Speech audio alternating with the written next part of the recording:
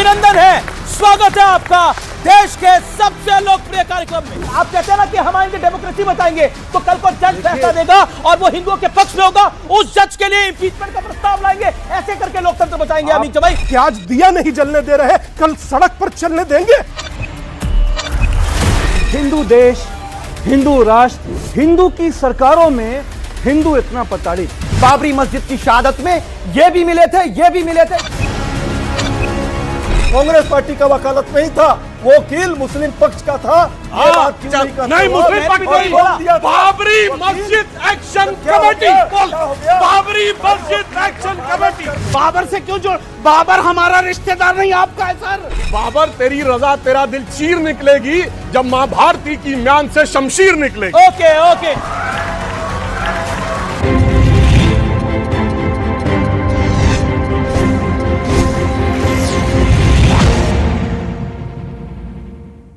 नमस्कार व्यूअर्स, मैं हूं अमीश देवगन और आप देख रहे हैं देश का सबसे लोकप्रिय वीकेंड का कार्यक्रम।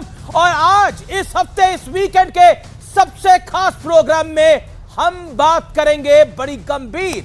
पिछला हफ्ता संसदीय इतिहास में बेहद खास रहा, जहां चर्चा वंदे मातरम पर भी हुई और चुनाव सुधार पर भी जोरदार बहस हुई। लेकिन सवाल यह उठ रहा है कि विपक्ष के सियासी हाल में सुधार अब कब होगा, क्योंकि कांग्रेस की अगुवाई में विपक्ष ने मोदी सरकार को घेरने का मोर्चा तैयार तो किया, लेकिन इस मुद्दे पर चर्चा खत्म होते होते विपक्ष खुद सवालों में घिर गया।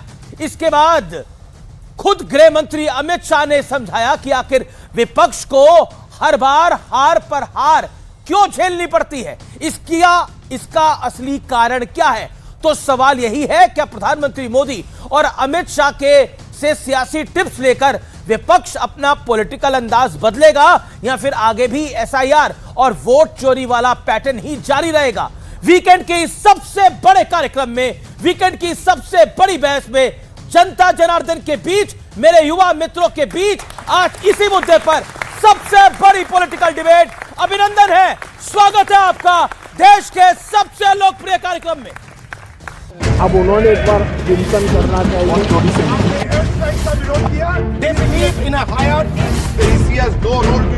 एसआईआर का विरोध करोगे तो बिहार की जगह बंगाल और तमिलनाडु में भी साफ। सियासत में ऐसा बहुत कम होता है जब विरोधी पार्टी के नेता दूसरी पार्टी को चुनावी हार और जीत का मंत्र समझाए। लेकिन गृह मंत्री अमित शाह ने भरी संसद में कांग्रेस को कई सियासी मंत्र दिए और ये समझाया कि चुनाव दर चुनाव कांग्रेस की हार और बीजेपी की जीत क्यों हो रही है। वोट चोरी से नहीं जीते हैं। आपने सर्जिकल स्ट्राइक का विरोध किया, इसलिए हम जीते। आपने एयर स्ट्राइक का विरोध किया, इसलिए जीते हैं। आपने 370 हटाने का विरोध किया, इसलिए जीते हैं। आपने राम मंदिर बनाने का विरोध किया, इसलिए जीते हैं। और अब वन नेशन वन इलेक्शन का विरोध कर रहे हो, इसलिए हम फिर से जीते।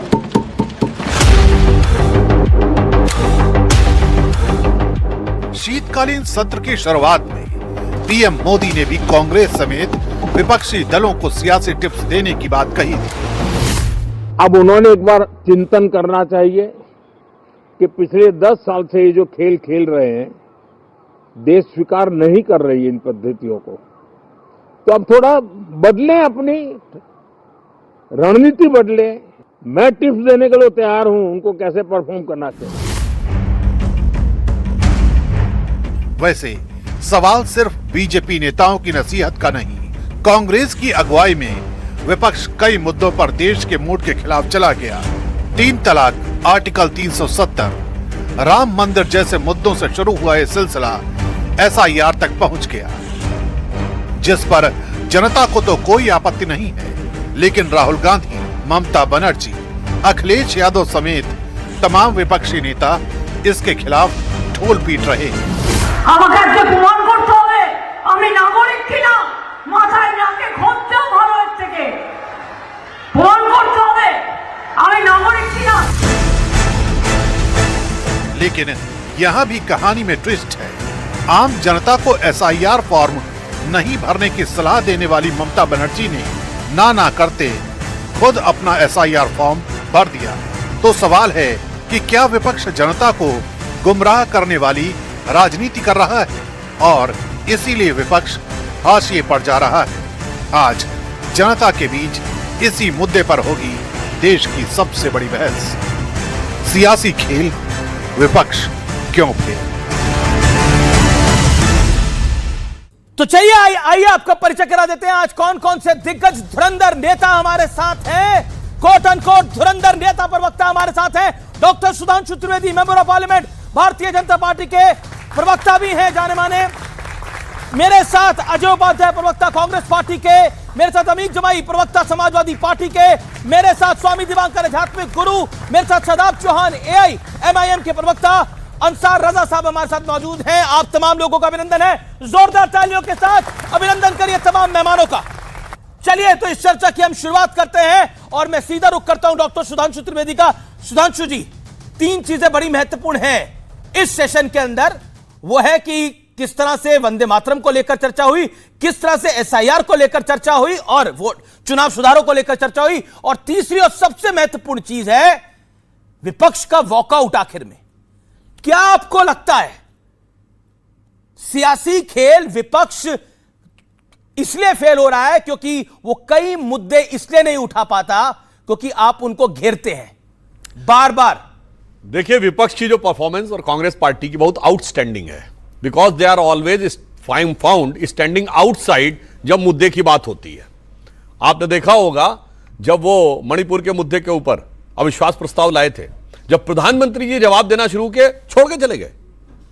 आज खुद ही कहते हैं कि इलेक्टोरल रिफॉर्म्स पे चर्चा हो रही थी SIR को लेकर, जब गृह मंत्री जी ने जवाब देना शुरू किया और जैसे ही अनकंफर्टेबल सिचुएशन आनी शुरू हुई, वो छोड़ के चले गए।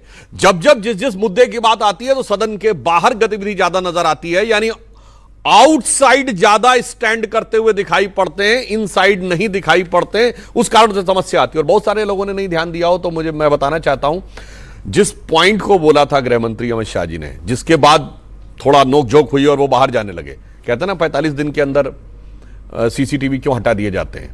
उन्होंने कहा 1991 में रिप्रेजेंटेशन ऑफ पीपुल एक्ट में जो संशोधन किया गया था नरसिम्हा राव के समय में, उसमें कहा गया था किसी भी प्रकार की चुनाव याचिका के लिए अधिकतम समय 45 दिन है। तो किसी भी प्रकार के एविडेंस के लिए अधिकतम समय 45 दिन है, तो मानी हुई बात है।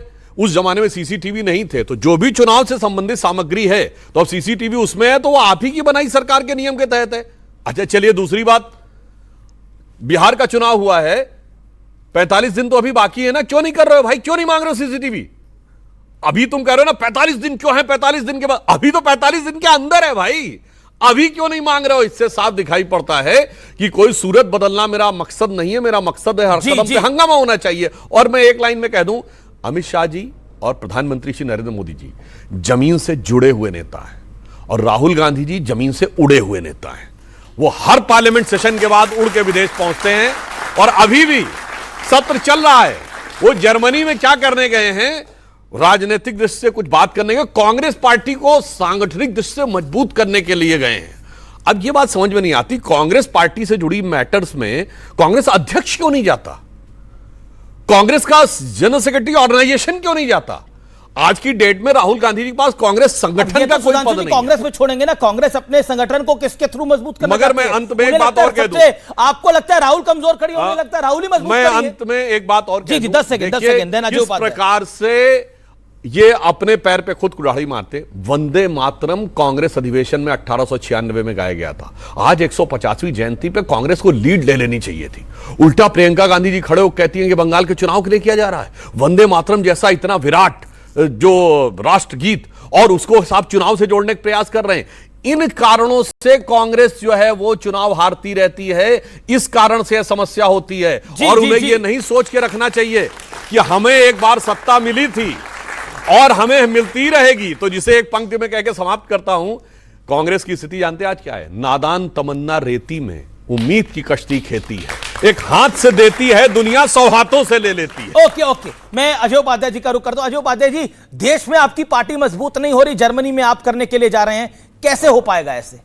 देखिए, पहली बात, हमारे साथी प्रवक्ता ने बहुत सारी आरोप प्रत्यारोप लगाए हैं। वाकई औरों के ख्यालात की लेते हैं तलाशी और अपने गिरवां में इनको झांका नहीं जाता।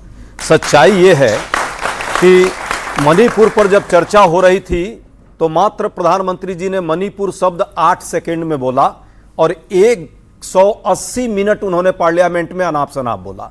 अब क्यों होना चाहिए, सबको पता है, वो पूरा रिकॉर्डेड है, डिबेट है लोकसभा में।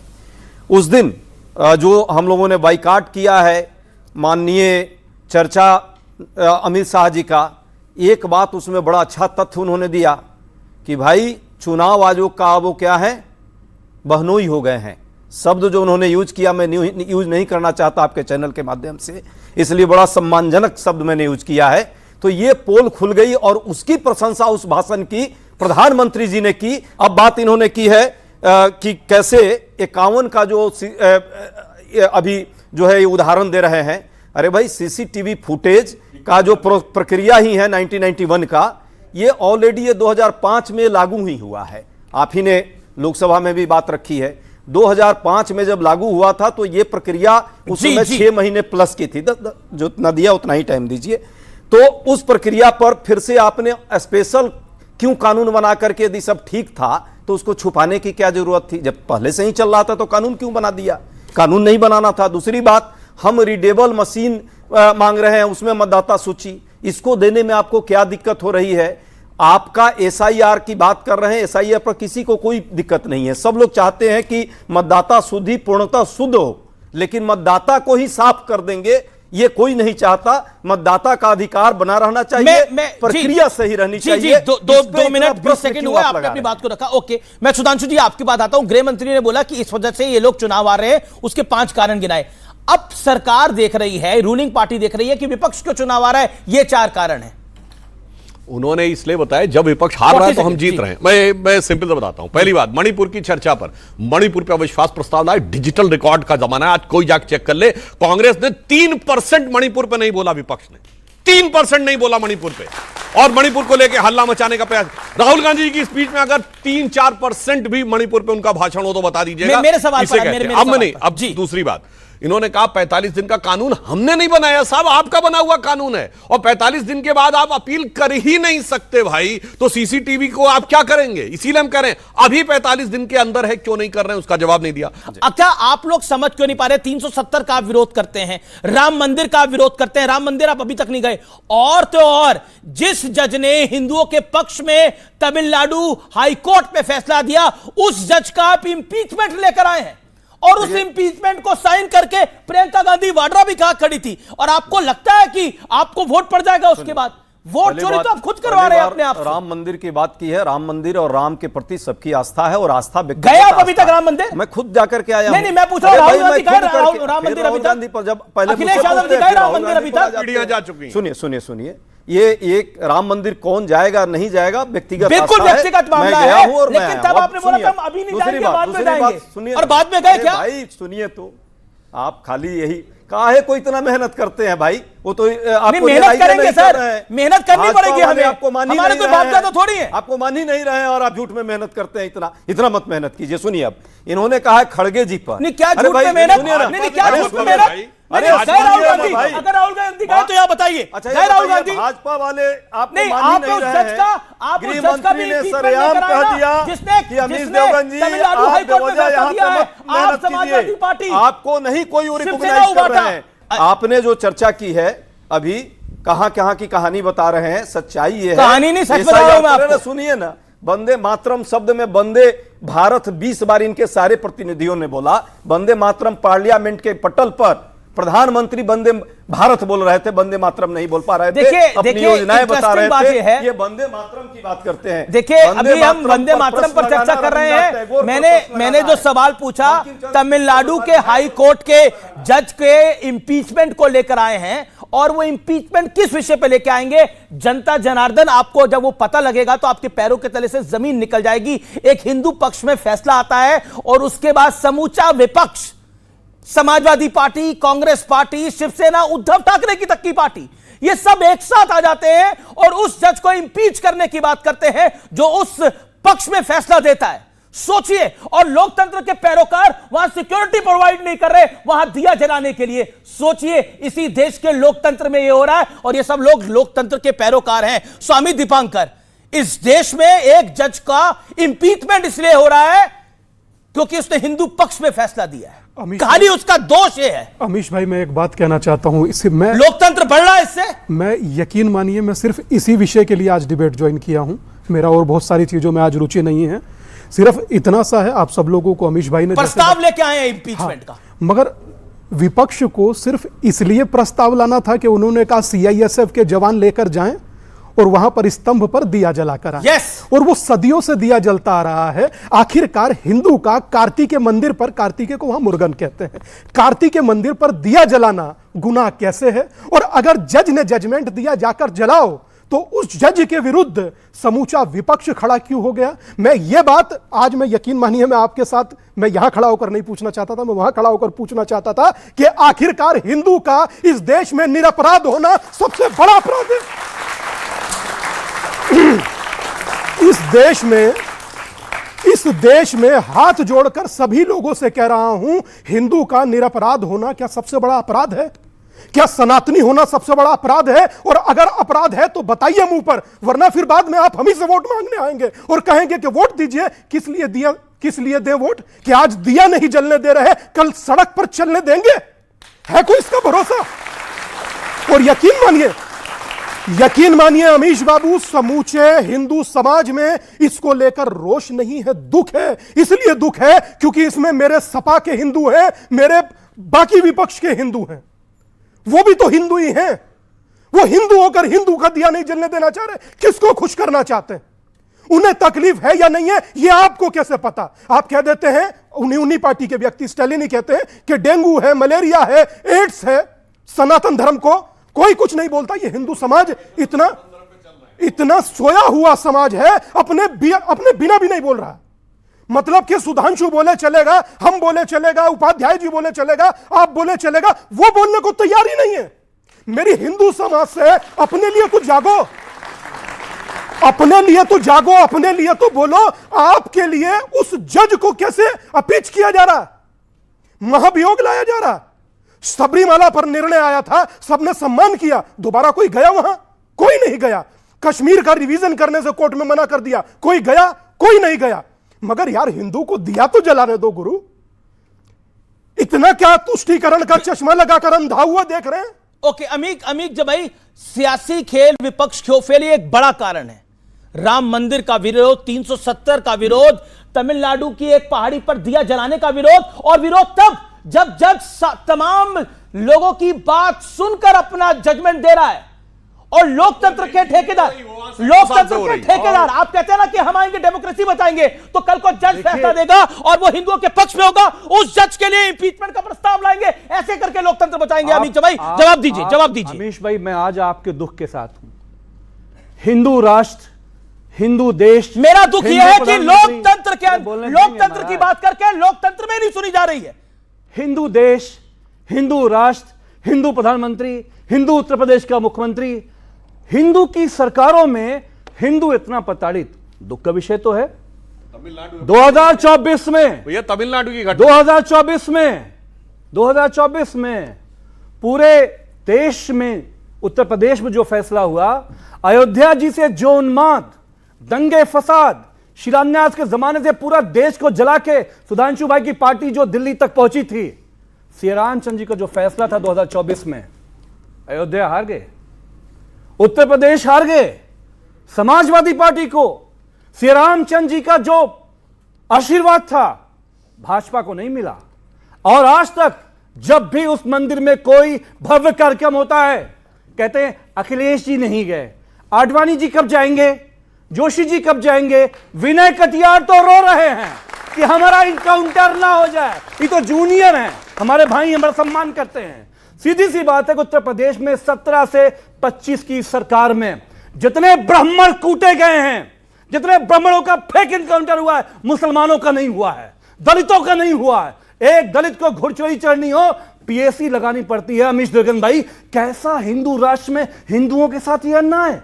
तकरीबन 2.5 करोड़, तमिलनाडु में जो हो रहा है वो सही हो रहा है। 2.5 करोड़ हिंदुओं का उत्तर प्रदेश का जो वोटिंग राइट्स है, ये हिंदू सरकार छीनने को तैयार है। 2.5 करोड़ लोग बांग्लादेशी हैं। ओके, मैं रोक करता हूं सुधांशु त्रिवेदी का। स्वामी दिवाकर भी कुछ कहना। स्वामी दिवाकर आप 30 सेकंड बोल लीजिए 30 मैं सेकंड। सिर्फ इतना सा कहना चाहता हूं, यूपी में मेरा प्रश्न धमका रहे हैं उनको आप। योगी जी हैं, योगी जी हैं। मैं कब सीरप वाली सरकार है, कोविंद भैया की सरकार है। मैं फिर कहना चाहता हूं कि शायद योगी जी हैं इसीलिए 3 साल की यात्रा कर पाए। शायद अगर जो अन्य कोई सरकार होती तो 3 दिन ना करने देती। मगर मैं अपनी बात कहना चाहता हूं, मैं बड़े सम्मान के साथ कहना चाहता हूं, चर्चा वहां पर दशकों से चली आ रही परंपराओं की थी। चर्चा सिर्फ यह थी कि पहाड़ी पर स्तंभ पर हिंदू का दिया जलाना बुरा कैसे हो गया। हिंदू वही ब्राह्मण है, हिंदू वही बनिया। दादा मैं भी आपकी सुन रहा था, मैं भी आपकी सुन रहा था। मेरी अयोध्या जी में क्यों नहीं, मैं ये कह रहा हूं, मेरी बताओ अपने जमात की बात करो। अमीश हाईजैक मत। मैं ये कह रहा हूं, नेतागिरी करेंगे लोग। आप खुद असहज है उस विषय के ऊपर। तमिलनाडु का बोल पाए। यूपी की बात कर रहे हैं, अयोध्या जी की बात करो थोड़ी देर में। अमीक बाबू से कहना चाहता हूं कि राजनीति अपने तक रखिए, राजनीति करेंगे एक लेवल तक रहिए जितने में राजनीति में इस्तेमाल किया जा रहा है। स्तर में देखिए इस्तेमाल किया जा रहा है। आप लोग पूछ जाए, मैं सम्मान करता हूं। मैं कह रहा हूं बचिए इन लोगों से। अपनी वाणी का लेवल बिल्कुल क्रॉस मत करिए। आप 50 बातें बोलिए वो चलेंगी, मगर सम्मान में अगर चलो शंकराचार्य जी अयोध्या क्यों नहीं गए? अब छोड़िए, चलो बताओ, यही बताओ क्यों नहीं गए? यही दिक्कत है प्राण प्रतिष्ठा में क्यों नहीं गए? अगर हिंदू सभ्यता का ज्ञान नहीं है, राम की बात करो, हिंदू सभ्यता का ज्ञान नहीं है तो सन्यासी को शंकराचार्य बोलना इतना ही बड़ा गुनाह है जितना राम के बारे में राम को न जानने वाले का बोलना। मगर खैर कोई बात नहीं, मगर कोई बात नहीं। आप इस तरीके से डिबेट में करिए, आप इस डिबेट में करिए इस तरह से, आपके जितना ज्ञान है उसका प्रमाण है। मगर मैं फिर वही बात लौट कर वहीं आएगी। तमिलनाडु के इस देश का हिस्सा नहीं है क्या? तमिलनाडु का हिंदू हिंदू नहीं है? हिंदू इसीलिए तो हिंदू बांट दिया कि ये कि हिंदू बनिया है, जाट है, गुजर है, यादव है, त्यागी है। हिंदू हिंदू नहीं है। आपके यहां जन्मा बच्चा मुस्लिम है, ईसाई के यहां जन्मा बच्चा ईसाई है, मगर हिंदू के यहां जन्मा बच्चा त्यागी, गुजर, वर्मा। क्यों का घर मैं इतना कहना चाहता हूं, मैं इतना कहना चाहता हूं कि ये वही हिंदू नहीं है, ये वही देश है जिस मंदिर में जाते हैं गंगा जल से खुला जाता है। पूर्व मुख्यमंत्री का वो हिंदू नहीं है। ये वही देश है जहां टोंक में दलित के परिवार को अपने घर से क्षत्रिय साड़ी उड़ाकर खाना खिलाकर विदा करता। मगर आपको नस्ल बिगाड़ना है, आपको नफरत फैलाना, फैलाइए। मगर मैं फिर कहूंगा अमीश बड़ी जिम्मेदारी के साथ कि तमिलनाडु में हिंदुओं का दिया जलाना पाप क्यों है? ओके, और ये आप पूछिए, मेरे पूछने की जगह आप पूछिए। जी एक मिनट अमीश, अजय उपाध्याय, अमीश आपने बोला एक सेकंड लेना चाहता हूं। 1 सेकंड बोलिए। आप बोल लीजिए कि आप सपा के हिंदू, बसपा के हिंदू, तेदेपा के हिंदू हो तो हिंदू यार। अगर आज तुम्हें अपना दिया नहीं दिखाई दे रहा, कल अपना घर दिखाई देगा। अरे कहे नहीं, कांग्रेस को आने दीजिए, फिर भारतीय जनता पार्टी आएगी। 1 सेकंड, ऑल ऑडियोज डाउन। देखिए अजय उपाध्याय, देखिए गृह मंत्री अमित शाह ने बोला कि आप बार बार वोट चोरी का आरोप लगाते हैं लेकिन आप राम मंदिर का विरोध करते हैं। आपके एक सीएम है तेलंगाना के, वो कहते हैं हां कांग्रेस मुसलमानों की पार्टी है, हां Congress is for Muslims and Muslims are for Congress. Telangana के सीएम बात बोलते हैं। वो हिंदू देवी देवताओं के बारे में क्या बोलते हैं मुझे बताने की जरूरत नहीं है। ये तमाम मुद्दे इकट्ठे हो जाते हैं और अब तमिलनाडु के अंदर जहां पर हिंदुओं का दिया जलाना था, कांग्रेस उसके विरोध में खड़ी हो गई। ये मैसेज क्या जाएगा? इससे आपका वोट तो बढ़ेगा नहीं। भाई तीनों फैक्ट आपने गलत यहां पे अपने दर्शकों को दिया। राम मंदिर का कांग्रेस पार्टी ने कभी विरोध नहीं किया। सर्वोच्च न्यायालय के निर्णय के हिसाब से राम मंदिर बनना था। राम मंदिर में जो चंदे की चोरी की गई उसका हम लगातार विरोध करते रहे। लाखों करोड़ रुपए चंदे लिए गए और ट्रस्ट में आरएसएस के लोग बैठे। हमारे जो शंकराचार्य जी की बात अभी की जा रही है वो तक उसका इसलिए विरोध किए कि सही समय पर चलिए एक तथ्य पे आज बात कर लेते हैं। अब शुरुआत यहीं से कर लेते हैं। तो राम मंदिर धर्म के मामले में यही बोला गया ना कि राम मंदिर का कांग्रेस ने विरोध नहीं किया था, यही कहा गया। Ram does not exist. Supreme court में कांग्रेस की सरकार ने हलफनामा लिखा। पॉइंट नंबर 1 नोट करिए, पॉइंट नंबर 2 नोट करिए व्यूअर्स, पॉइंट नंबर 2 नोट करिए। आज मैं बताता हूं 2019 में सुप्रीम कोर्ट में श्री राम मंदिर पर सुनवाई हो रही थी। कांग्रेस के सर्वोच्च नेता और मुस्लिम पक्ष के वकील कपिल सिब्बल कहते हैं 2019 में सुनवाई रोक दो क्योंकि इसका पॉलिटिकल इंपैक्ट पड़ेगा। पॉइंट नंबर 2, पॉइंट नंबर 3 सुनिए। राम मंदिर का विरोध नहीं करा। एल.के. आडवाणी, लाल कृष्ण आडवाणी यात्रा निकाल रहे थे, लालू प्रसाद यादव ने उन्हें गिरफ्तार किया, कांग्रेस ताली पीट रही थी। राम मंदिर का विरोध नहीं किया इन्होंने। और तो और जब मुलायम सिंह यादव ने कार सेवकों पे गोली चलवाई तब उनकी सरकार कर रही थी, कांग्रेस उनके समर्थन में आई, कांग्रेस ने विरोध नहीं किया। ये कांग्रेस का काम ऐसा है जो देश भूलेगा ना देश की जनता भूलेगी। और आज ये तमिलनाडु में दिया जलाने का विरोध कर रहे हैं, दिया जलाने का विरोध कर रहे हैं। यह है कांग्रेस पार्टी का वकालत नहीं था, वो वकील मुस्लिम पक्ष का था। ये बात क्यों नहीं करते? नहीं, मुस्लिम पक्ष नहीं, बाबरी मस्जिद एक्शन कमेटी, बाबरी मस्जिद एक्शन कमेटी। और सुनो, आज वकील साहब कहाँ है? और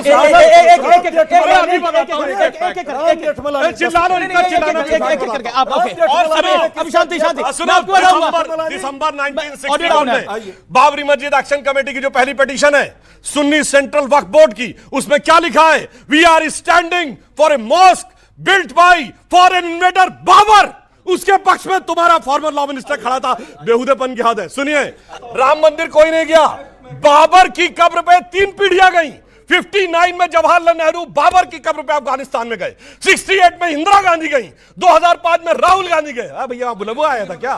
बुलावा आया था क्या जो बुलाया गया था? अब तमिलनाडु में बताता हूं, सिर्फ इतना ही नहीं है, तमिलनाडु में फैक्ट बोल रहा हूं, फैक्ट काउंटर तो बोलिएगा, भाषण नहीं। ओके, तमिलनाडु में सुनिए, अब तमिलनाडु के विषय में बोल रहे हैं पहली बार, और बोलने दीजिए। तमिलनाडु में पहली बार बीजेपी बोल रही है। सुनिए, अरे आप जो बोल रहे हैं ऑडियो नहीं जा रहा, सुनिए, आप क्यों मौका दूंगा मैं आगे? तमिलनाडु में सिर्फ इतना ही नहीं हुआ है, इससे पहले वहां कोलत्तूर गांव, पेरम्बूर जिला, जहां पर कि मुस्लिमों ने कहा कि हमारी आबादी 70% हो गई तो हम मंदिर में पूजा रोक दी जानी चाहिए।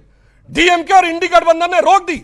मद्रास हाई कोर्ट ने जब जजमेंट दिया तो उसने कहा यह कोई आधार नहीं हो सकता है कि 70% पॉपुलेशन हो गई तो पूजा रोक दे। बोलो कोई शक्ति का सूरमा बोला हो उत्तर से दक्षिण तक, यह है तुम्हारी हकीकत। और एक और सुनिए, 10 सेकंड और उसका कारण बताओ। इरेडिकेशन ऑफ सनातन धर्म यह होती है क्या? यह इन कॉन्फ्रेंस होती है, बयान नहीं है। फिर कोई कहता है HIV है, डेंगू है, मलेरिया है, ये है, वो है। और ये क्यों हो रहा है, मैं उससे पहले कहना चाहता हूं, 2021 में दुनिया भर में एक कॉन्फ्रेंस हुई, डिसमेंटलिंग ग्लोबल हिंदुत्व, ये एक अंतरराष्ट्रीय षड्यंत्र का हिस्सा है। उसके बाद तमिलनाडु में 2022 से कॉन्फ्रेंस शुरू हुई, इरेडिकेशन ऑफ सनातन धर्म। और उसके बाद ये लोग क्यों करते हैं? ये लोग समझदार कम नहीं, इनको पता है 20% अपना है, 80 में टुकड़े करना है। 80 को तमिल हिंदी में तोड़ना है, 80 को दक्षिण और उत्तर में तोड़ना है, 80 को अगड़े और पिछड़े में तोड़ना है, और उस टुकड़े को लेकर अपनी राजनीति। ओके, मैं इनके पास आ रहा हूं। ओके, पहले आप पहले 50 सेकंड बोल रहे, लगातार झूठ बोल रहे हैं। राम मंदिर, रामलला का मूर्ति रखवाने वाली कांग्रेस थी, रामलला का तलवार ताला खोलवाने वाले राजीव गांधी थे। अभी भी इनको नहीं पता है। और नहीं, बस कोर्ट नहीं मंदिर भी बनाया। तमिलनाडु में भी मत कीजिए। तीसरी बात, ये जो यहाँ गला फाड़ रहे हैं ना, बेवकूफी की बातें कर रहे हैं, पूरा देश जानता है सिर्फ रामलला के नाम पे सियासत कर रहा है इन्हें। जिन्ना के कब मजार पे कौन गया था? क्या किस नेता का नाम था जरा बता दे? अडवाणी जी गए थे ना? नहीं, मैं जिन्ना के मजार पे कौन गया? बाबर की मजार पे पंडित नेहरू गए थे ना? पंडित नेहरू के बारे में मुझे नहीं पता। ये देखो, ज्ञानदेव पाड़े, इंदिरा गांधी बाबर की मजार पे गई थी। बाबर तेरी रजा तेरा दिल चीर निकलेगी जब मां भारती की म्यान से शमशीर निकलेगी। ओके, अब मैं आ रहा हूं। देखिए मां भारती की तरफ से शमशीर निकलेगी, लेकिन उस शमशीर का क्या करें? उस शमशीर का क्या करें? जी, ओके, अंसार, मैं बताता हूं शमशीर का क्या करें। जी, सुधांशु त्रिवेदी जी बहुत पढ़े लिखे आदमी हैं, प्रोफेसर साहब हमारे उपाध्याय जी पढ़े लिखे आदमी हैं, लेकिन वो शमशीर ये है कि अगर हिंदुस्तान का सुप्रीम कोर्ट ये आदेश कर दे कि पॉलिटिकल डिबेट में नेहरू और बाबर का नाम नहीं लिया जाएगा तो बीजेपी का कोई भी आदमी कौंसिलर का चुनाव नहीं जीत पाएगा। यह है सच्चाई, यह है सच्चाई। ये सिर्फ बाबर और नेहरू के नाम पे अब तक चुनाव लड़ते चले आ रहे हैं। अपना जब कोई नेहरू खानदान तो सर, एक मिनट, अच्छा पहली बार बोले यार, ऐसा तो नहीं होता। बोले अब इतनी बड़ी गलती, एक तो नमूना बना के खड़ा कर दिया। अरे नहीं, नमूना नहीं है आप आपस में करवाए चले जा रहे हो। भाई देखिए, इतना हम अच्छी तरीके से जानते हैं, दुश्मनी सियासत में जाति नहीं होती। कोई किसी पार्टी के साथ चला जाता है, कोई किसी पार्टी के साथ चला जाता है। जैसे बीजेपी भी उस आदमी के बाद जो अफजल गुरु को अपना बाप मानती थी, उसके साथ सरकार बना करके बैठे हुए हैं ये। तो सियासत में विचारधारा कभी भी बदल सकती है, लेकिन मुझे लग रहा है कि जिस तरह से हिंदुस्तान की बाज मीडिया ने, कुछ मीडिया ने बीजेपी के एजेंडे को बना करके आगे बढ़ा करके राहुल गांधी को देश का दुश्मन बना दिया, इसमें कोई शक की गुंजाइश नहीं। वो क्या है क्या नहीं है वो समझे, उसका खानदान मीडिया का दोष है। अब राहुल गांधी चुनाव मीडिया का दोष है। अगर कांग्रेस चुनाव नहीं जीत पा रही है, उसकी कमियां हैं और होंगी रहेंगी, ये हम मानते हैं, लेकिन हर मौके पर उसको जलील करना, जैसे कल अगर वो आदमी पार्लियामेंट से उठ करके गया तो आपका मीडिया कह रहा है कि घुसपैठिया का नाम आते ही राहुल गांधी भाग गए। क्या सबसे बड़ा घुसपैठिया मीडिया नहीं कह रहा, अमित शाह ने बोला, और घुसपैठिया का नाम लेकर भागे। सर तो अमित शाह ने बोला तो आपने काउंटर क्यों नहीं किया? क्यों आपने काउंटर नहीं किया? और दूसरा अब बार बार कह रहे वो तो जर्मनी चले गए। जर्मनी क्यों गए वो? जर्मनी किसी को पता है?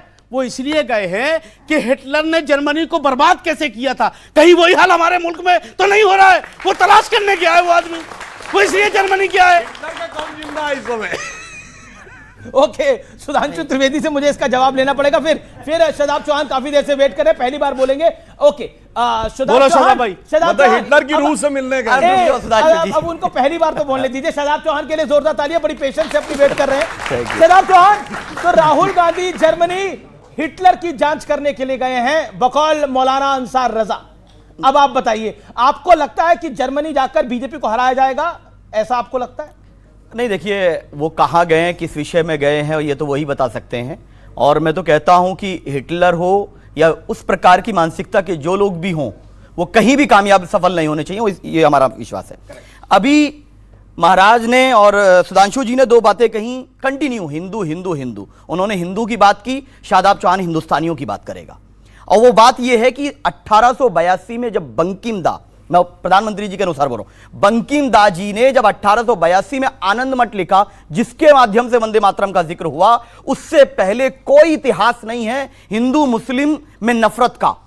1893 में पहली बार मुंबई में इस प्रकार की घटना पेश आई थी। और मैं कहता हूं कि वंदे मातरम पर जो आज बहस कर रहे हैं, वो बता दें कि आजादी की लड़ाई में, सुधांशु जी बहुत पढ़े लिखे और काबिल व्यक्ति है भाजपा के सबसे, वो बता दें कि आजादी की लड़ाई में संघ के कितने लोगों ने वंदे मातरम गाते हुए अपने प्राणों की आहुति इस भारत के लिए दी है। अब मैं आ जाता हूं विपक्ष पर। अच्छा, धर्म पहले या एक सवाल मेरा, धर्म पहले या राष्ट्र पहले? धर्म पहले। नहीं, मैं जवाब है मेरे पास। अमित जी के पास, सुधांशु जी के पास और शायद हम सब के पास दो आंखें हैं। मेरे लिए दोनों महत्वपूर्ण हैं, मैं दोनों की रक्षा करूंगा। मैं सवाल बड़ा डायरेक्ट, मेरा भी जवाब बिल्कुल डायरेक्ट है। ईश्वर ने मुझे दो आंखें दी हैं। पहले या राष्ट्र पहले? मेरे लिए आप बताइए कौन सी आंख पहले है? मेरे लिए दो आंखें। मैं विपक्ष पे आ जाता हूं। नहीं जी, विपक्ष पे आ जाता हूं। हमारे विपक्ष के साथियों का क्या है, ना वो इधर के हैं ना उधर के, दोनों हाथ में लड्डू रखना चाहते हैं। कांग्रेस के प्रवक्ता खड़े हैं और हमारे समाजवादी के प्रवक्ता मेरे भाई खड़े हैं। दोनों के नेताओं ने सदन में खड़े रहकर के ये नहीं कहा कि वंदे मातरम को इंसिस्ट नहीं करना चाहिए, क्योंकि मुसलमान भारत से प्रेम करता है, मैं भी प्रेम करता हूं, लेकिन हमारा बिलीव हम नहीं मानते और मां की भी हम पूजा नहीं करते, सम्मान करते हैं, उनका आदर करते हैं। इन्होंने कहा राम मंदिर में मूर्तियां हमने रखवाई थी, मतलब यह है कि बाबरी मस्जिद की शहादत में ये भी मिले थे, ये भी मिले थे, ये सब मिलकर के जिम्मेदार थे। मैं तो बहुत देर बाद नंबर आया। ये लोग काम करते नहीं है, मेहनत करते नहीं। बीजेपी के अंदर हजार कमियां हैं, लेकिन जो भी उनकी विचारधारा, मैं उससे सहमत हूं, लेकिन अपनी विचारधारा के प्रति बड़ी ईमानदार है। भले ही वो नफरत की हो, लेकिन उसके लिए ईमानदार है। ये लोग क्या करते हैं, ये लोग बांटने की बात करते हैं, ये मेहनत नहीं करते और जिम्मेदार, कभी एसआईआर कभी ईवीएम। मैं कहता हूं मिलकर चुनाव लड़ना चाहिए। क्या कहना चाहते हैं, बोलिए, खड़े होकर बोलिए। सर, धुरंधर में दिखाया गया है कि असली वॉइस है पाकिस्तान डायरेक्ट कर रहे थे, लाइक डायरेक्टली कहां पे हमला करना है, कमांडोज को कहां पे अटैक करना है। और लेकिन इल्जाम लगा था उस टाइम पे, कांग्रेस ने लगाया था कि आरएसएस ने करवाया ये। यस, बड़ा अच्छा सवाल है, जोरदार तालियां इस सवाल के लिए।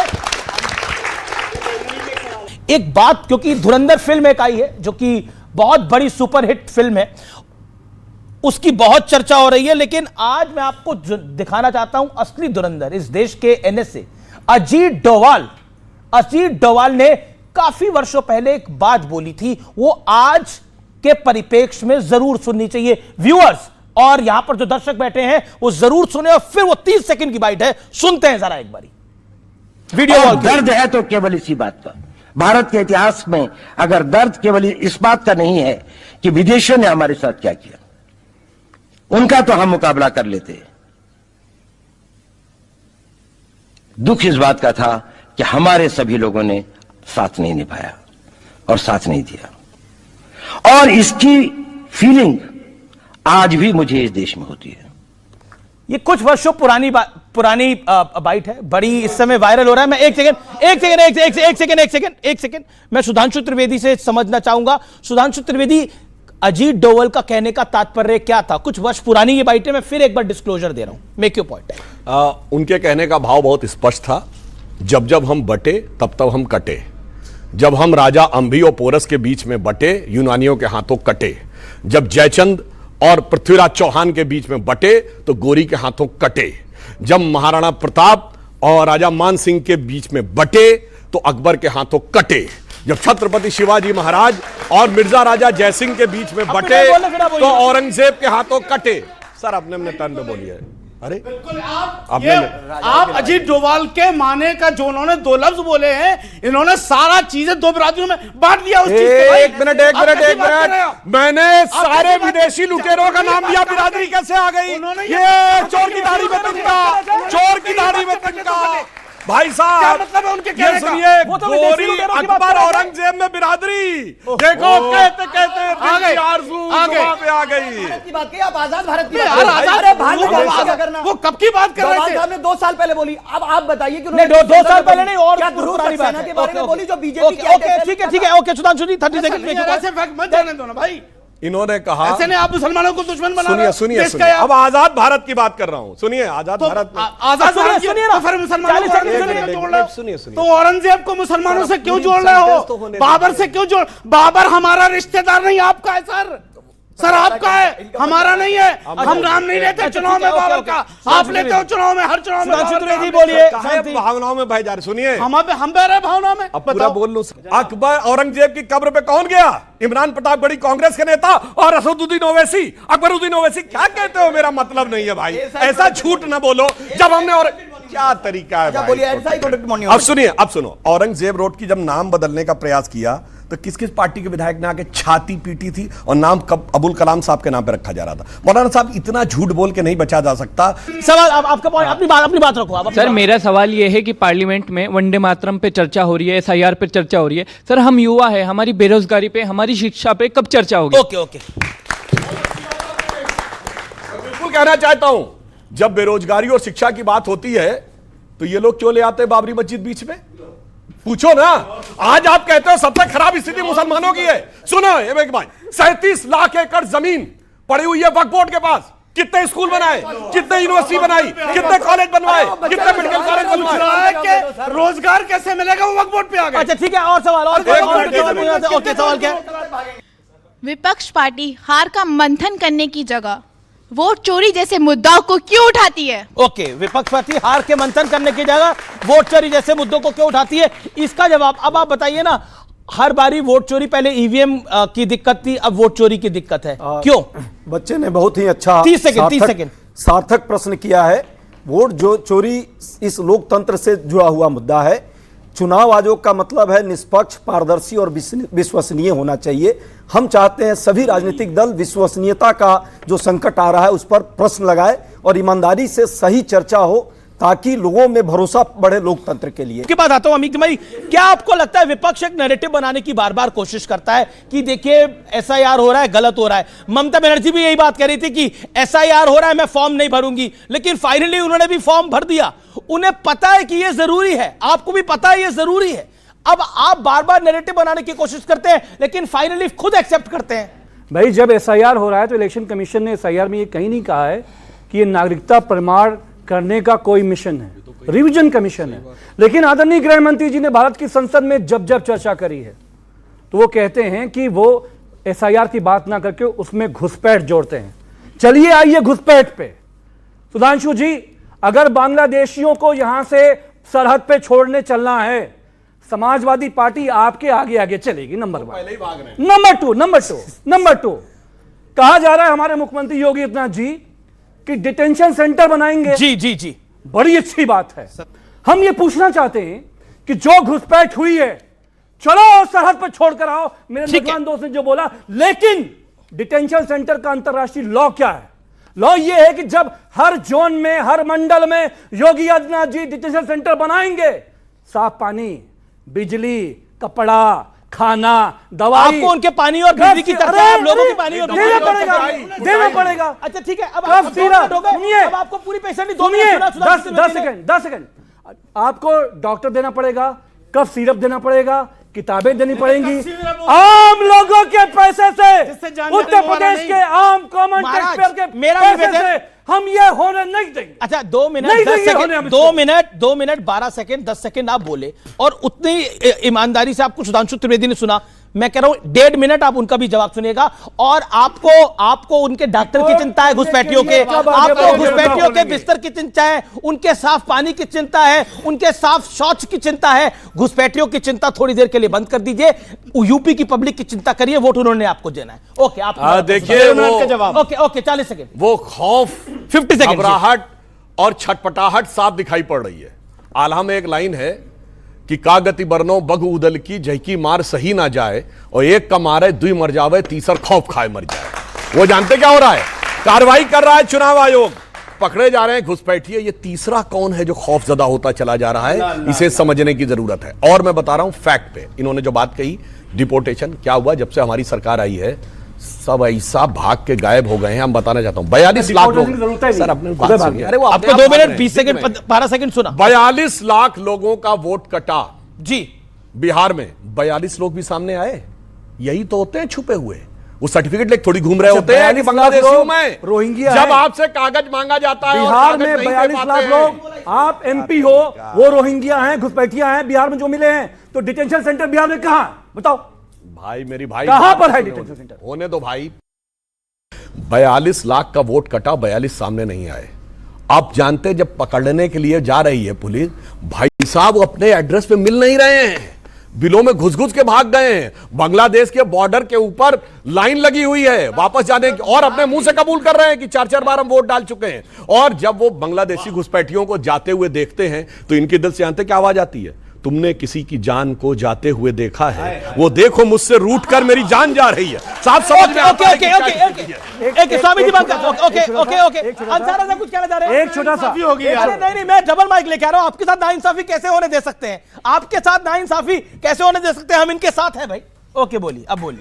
हाँ, लेकिन बीजेपी की सरकार नहीं बनने देंगे हम, ये ध्यान रखिए। मत बनने हाँ, दीजिए, आपको जिसकी मन करे उसकी बनाइए। मैं हमारे आप एक टाइम पर मायावती जी की भी सरकार बना रहे थे वैसे उत्तर प्रदेश के अंदर, बताइए। अब ममता की बनाएंगे। अब रुको, देश के प्रधानमंत्री तक आपकी पहुंच है, उनसे कह दीजिए कि जब भी प्रभु श्री राम के यहां कोई भी कार्यक्रम हो, हमारे यहां 4 बड़ी पीठें हैं, उनको भी बुला करके बैठाया कीजिए, उनको भी सम्मान दीजिए। और उनको बेइज्जत करने के लिए जो बाबा बागेश्वर को खड़ा किया गया है ना, उन 4 पीठों को दबाने के लिए बिल्कुल सच्चाई है ये बिल्कुल सच्चाई है। वरना ये गलत वरना क्यों नहीं बुलाया फिर उनको बेइज्जत करने के लिए? बाबा बागेश्वर के वक्त है, बाबा बागेश्वर ने मेरे इंटरव्यू में बोला मुझसे बड़े, मैं उनके आगे क्या बोलूंगा? किसी में नहीं हुई। नहीं जितनी साधुओं की बेइज्जती हुई है, जितनी साधुओं की बेइज्जती मोदी सरकार में हुई है, किसी में नहीं हुई है। अब जितना धैर्य से बताओ 4 पीठ कहां है राम मंदिर में? जितना स्वामी दिवाकर को बोले जितना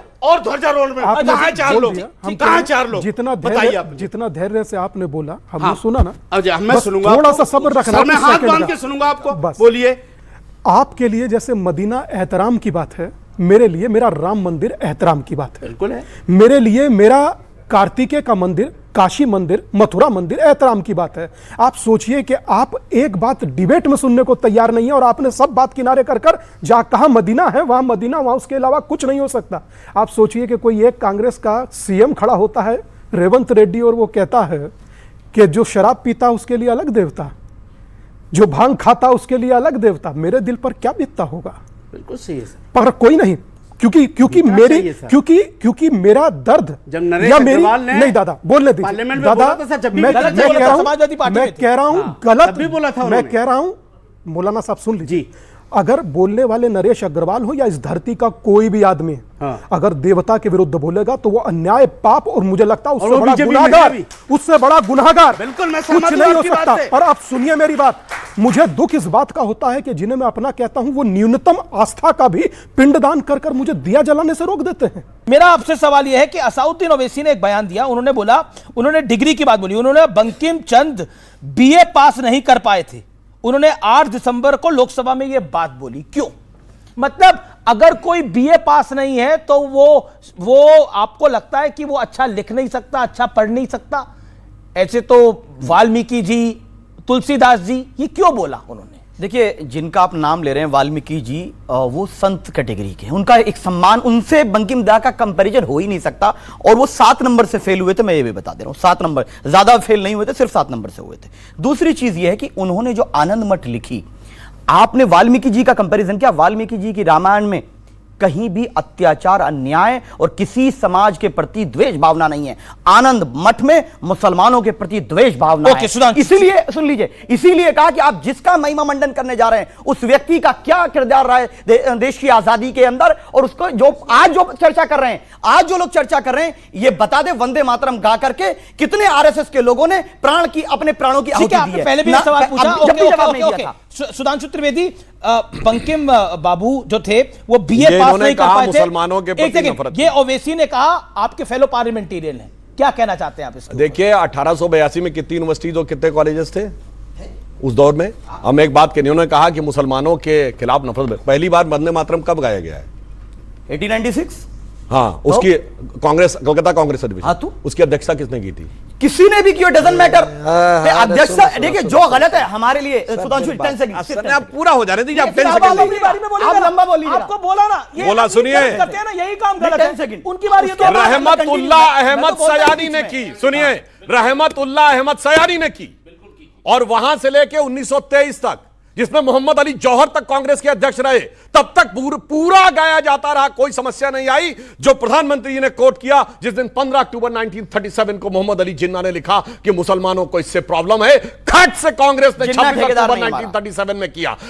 ये लोग बड़े गजब हैं, कहते हैं साहब हम मुल्क के आगे सजदा नहीं कर सकते, हम भगवान के आगे किसी की सजदा नहीं करते। और मैं कहना चाहूंगा, अभी आप जाइएगा, नेट पे खोलिएगा, मुगले आजम फिल्म में जो सबसे फेमस गाना है, जब प्यार किया तो डरना क्या, उससे पहले एक एक करके जो सब आते हैं, जरा वो डायलॉग सुनिएगा। सबसे पहले आते हैं सलीम, तो कहते हैं साहिब आलम शहजादा। सुनिए, फिल्मी कहानियां सुना रहे हैं सारा। फिल्मी कहानी नहीं, सुनो मेरे भाई, क्या अरे भाई बात सुनिए, फिल्म बता रहे हैं आप खाली। भाई मैं इसलिए बता रहा हूं कि बच्चे उसको जाके देख सके, फिल्म नहीं।